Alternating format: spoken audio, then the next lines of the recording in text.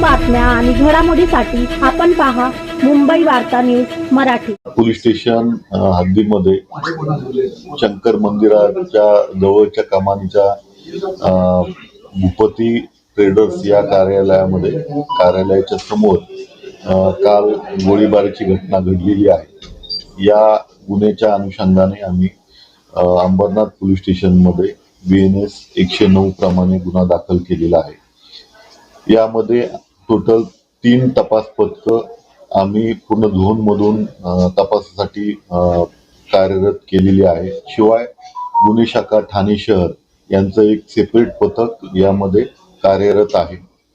यामध्ये 2 अज्ञात हल्लेखोरांनी येऊन संबंधित कार्यालयावरती गोळीबार केल्याची घटना आहे। यामध्ये तपास आमचा सुरू आहे।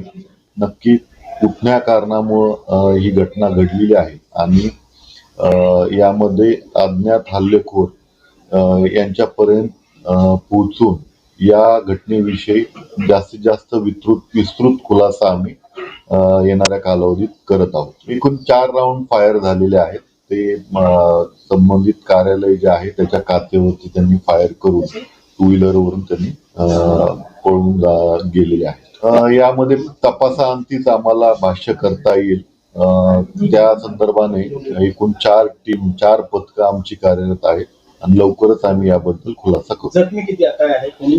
यामध्ये जखमी कुणाला गोळीची जखम झालेली नाही, परंतु ते काच फुटल्यामुळं तिथल्या एका कर्मचाऱ्याला डाव्या कुरंगळीला लागलेला आहे।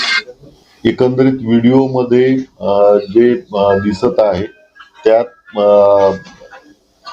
जे मेन 2 हल्लेखोर आहेत ते ताब्यात आल्यानंतरच आम्हाला ह्याचा नक्की काय उद्देश आहे हे तुम्हाला स्पष्टपणे सांगता येईल। यामध्ये पुरेसा बंदोबस्त जो आहे तो आम्हाला पुरवण्यात आलेला आहे। जवळपास 800 कर्मचारी आणि 110 अधिकारी, SRPFचे 2 प्लाटून आणि जवळपास 450 होमगार्ड आपल्याला प्राप्त झालेले आहेत।